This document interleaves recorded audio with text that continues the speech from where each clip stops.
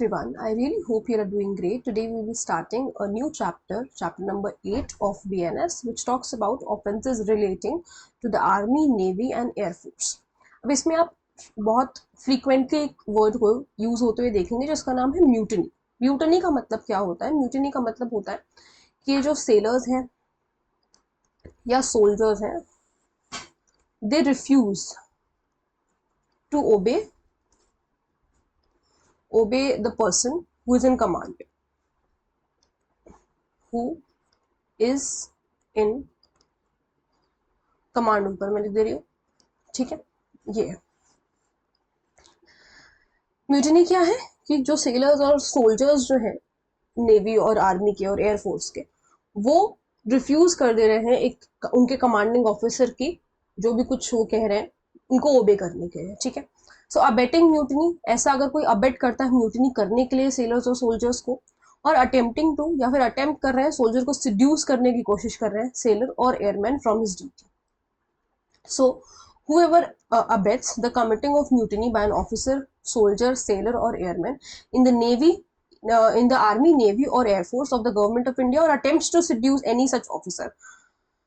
पहले तो क्या है, दो ऑफेंसेस है. म्यूटनी है, सबसे पहले क्या है, म्यूटनी है, और दूसरा क्या है कि सिड्यूस किया जा रहा है उस ऑफिसर को, सोल्जर और एयरमैन, फ्रॉम हिज एलिजेंस और his duty, shall be punished with imprisonment for life or with imprisonment of either description, जो कि 10 साल तक का हो सकता है, shall also be liable to fine. Then 160 section, abatement of mutiny if mutiny is committed in consequence thereof. So whoever abets the committing of mutiny by an officer, soldier, sailor or airman in the army, navy or air force of the government of India shall, if the mutiny be committed in consequence of that abatement. कह रहे हैं abatement तो हो गया, abetment तो किया गया, और अबेटमेंट करने के बाद जिस सोल्जर का अबेटमेंट किया गया है उसने म्यूटनी कमिट भी कर दी. अगर म्यूटनी कॉन्सिक्वेंस हो गया उस अबेटमेंट का, तब क्या होगा, बी पनिश्ड विद इम्प्रिजनमेंट. किसको यहाँ पर सजा मिल रही है? जो अबेट कर रहा है. अगर जैसे मान लो कि अगर एक्स ने वाई सोल्जर को अबेट किया है, ठीक है, म्यूटनी कमिट करने के लिए अगर उसने अबेट किया एक्स जो है, और म्यूटनी कमिट भी हो गई, अभी तो सिर्फ अबेट किया, लेकिन अगर म्यूटनी कमिट भी हो गई है तो फिर एक्स को सजा मिलेगी जो यहाँ पर बता रखी है, डेथ और इम्प्रिजनमेंट फॉर लाइफ और imprisonment of either description for a term which may extend to 10 years and shall also be liable to fine. ठीक है, तो ये आपको याद रखना है. Then section number 161, abetment of assault by soldier, sailor और airman on a superior officer, उनके सुपीरियर ऑफिसर पे when in execution of his office. Abetment किस चीज का हो रहा है? असॉल्ट का हो रहा है. कौन कर रहा है? सोल्जर या सेलर या एयरमैन कर रहे हैं. कोई करवाने वाला होगा ऑब्वियसली, कोई अबेट कर रहा है उनको ऐसा करने के लिए, और वो हो किस पे रहा है ये चीज? सुपीरियर ऑफिसर पे. यानी कि विक्टिम कौन है? सुपीरियर ऑफिसर है यहाँ पर. So whoever abets an assault by an officer, soldier, sailor or airman in the army, navy or air force of the government of India on any superior officer, assault commit करने के लिए abet किया है उनके superior officer के ऊपर, being in the execution of his office, जब अपना office execute कर रहे हैं, shall be punished with imprisonment of either description for a term which may extend to 3 years and shall also be liable to fine. Then section number 162, abatement of such assault if assault committed. अब ये assault commit हो गया. Whoever abets an assault by an officer, soldier or sailor or airman in the army, navy or air force, सच का मतलब ही जो ऊपर वाले assault section number 161 में जिस असॉल्ट के बारे में बात कर रहे हैं उसी के बारे में यहाँ पर बताया हुआ है.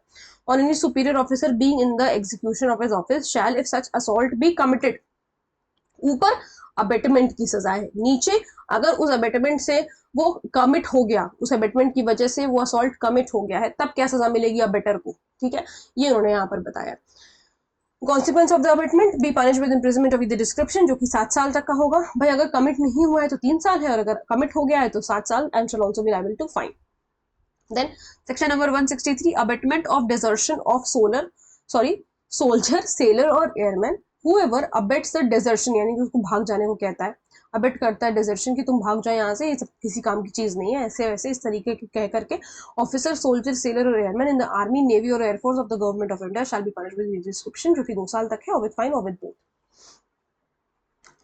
Then 164 harbouring deserter. अब हार्बरिंग का मतलब हम सबको पता है, हार्बरिंग का मतलब होता है मदद करना, जो भाग रहा है वहां से उसकी, जो मतलब भाग गया है उसकी वहां पर मदद करना। डेजर्टर का मतलब है भागा हुआ इंसान, भागे हुए इंसान की मदद करना। whoever except as herein after accepted sorry knowing or having reason। अभी इस लाइन को छोड़ करके whoever knowing or having reason to believe that an officer, soldier, sailor or airman in the army, navy or air force of the government of India has deserted, भाग गया है, ऐसा ऐसी जानकारी है या ऐसा रीजन टू बिलीव है कि वो भाग गया है। हार्बर करता है पता होते हुए भी कि वो भागा हुआ है, और वो सोल्जर था, सेलर था, एयरमैन था, या ऑफिसर था आर्मी नेवी एयरफोर्स का, और वो भागा हुआ है ये जानते हुए भी अगर आप उसको हार्बर कर रहे हो, उसको शेल्टर दे रहे हो, खाना दे रहे हो, ये सारी चीजें अगर आप कर रहे हैं तो शैल be punished with imprisonment with description, जो कि 2 साल तक का होगा, विद फाइन और विद बोथ। ठीक है, this provision does not extend, वही जैसे हम हमेशा पढ़ते हैं एक्सेप्शन। अब ये वाली लाइन इसकी बात कर रहा था कि जो हमने हटा दिया है, एग्जाम्प्ट कर दिया है, वो हार्बरिंग में नहीं जाएगा, बाकी सारी चीजें, बाकी कोई भी अगर हार्बर करता है तो वो हार्बरिंग में जाएगा। अगर स्पाउस कर रही है, कर रहा है या कर रही है उसके डेजर्टर की, तो फिर ये हार्बरिंग में नहीं जाएगा। भाई आदमी भाग करके अपने घर ही जाएगा। ठीक है, इस वजह से ये चीज मानी जाती है।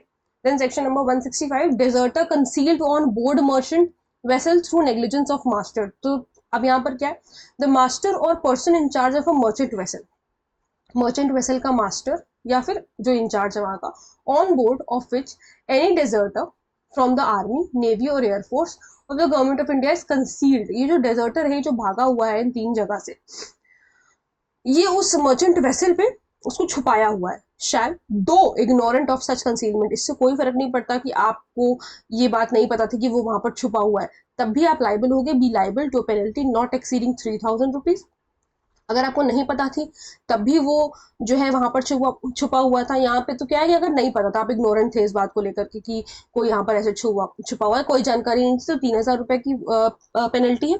और अगर आपको पता था, माइट हैव नोन, अगर आप थोड़ा सा ड्यू डिलिजेंस यूज करते, अगर आप अपनी ड्यूटी में नेग्लेक्ट ना करते, तो आपको पता होता कि वहां पर कोई छुपा हुआ है, और but for some want of discipline on board of the vessel, okay, if he might have known of such concealment but for some neglect of his duty as such master or person in charge, or but for some want of discipline, want का मतलब है कि कमी हो गई discipline की वजह से, जिसकी वजह से आपको नहीं पता चल पाया, तो यहाँ पे पेनल्टी जो है वो सिर्फ 3000 रुपए तक की है। मुझे ऐसा लगा, मेरे से थोड़ी सी मिस्टेक हुई है यहाँ पर, मुझे ऐसा लगा कि यहाँ पर जो है और भी कोई सजा दे रखी है, या मतलब कोई ऐसे जैसे इम्प्रिजमेंट वगैरह, लेकिन इम्प्रिजमेंट वगैरह नहीं दे रखा है, इन्होंने सिर्फ 3000 रुपए का बताया हुआ है। इसमें बेसिकली इनके कहने का मतलब ये है, इससे कोई फर्क नहीं पड़ता आपको पता था नहीं पता था कि वहां पर कौन है, कोई छुपा हुआ है नहीं छुपा हुआ है, अगर आपके नॉलेज में था तो भी आपको जो है पेनल्टी भरनी है, नहीं भी नॉलेज में था तो भी आपको पेनल्टी भरनी पड़ेगी। ठीक है, section number 166 abetment of act of insubordination by soldier, sailor or airman। तो whoever abets what he knows to be an act of insubordination by an officer, उसे पता है ये insubordination है। अब आप कहोगे कि इनसबॉर्डिनेशन का मतलब क्या होता है? इनसबॉर्डिनेशन का मतलब है कि अपने से जो हायर ऑफिशियल है उनकी बात ना मानना। तो अगर अबेट कर रहे हैं इनसबॉर्डिनेशन के लिए by an officer, soldier, sailor, airman in the army, navy or air force of the government of India, if such act of insubordination be committed in consequence, और वो हो भी गया, इनसबॉर्डिनेशन उसने कर भी दिया, इस सोल्जर ने, सेलर ने, एयरमैन ने, ऑफिसर ने अपने से सुपीरियर ऑफिसर की बात अगर नहीं मानी, ओबे नहीं किया उनकी बात को, तो उस अबेटर को सजा मिलेगी, be punished with imprisonment of the description, जो कि 2 साल तक का होगा, और विद फाइन और with both. Then section number 167 person subject to certain acts. तो कह रहा है no person subject to air force act, army act, navy act और shall be subject to punishment under this Sahita for any of the offenses defined under this chapter। ठीक है, then section number 168। अब ये सबसे इंपॉर्टेंट सेक्शन है, ये जो पूरा चैप्टर हम लोगों ने पढ़ा है उसमें से सिर्फ एक इंपॉर्टेंट सेक्शन है, जो कि ये बहुत इंपॉर्टेंट सेक्शन है, बहुत बार पूछा गया है, बाकी इसमें से ज्यादा कुछ पूछा नहीं जाता। प्री के लिए आप चाहो तो पढ़ सकते हो, बट यहाँ पर आपके लिए सिर्फ 168 इंपॉर्टेंट है, जो मोस्ट इंपॉर्टेंट है। सो वियरिंग गार्ब और carrying token used by soldier, sailor और एयरमैन।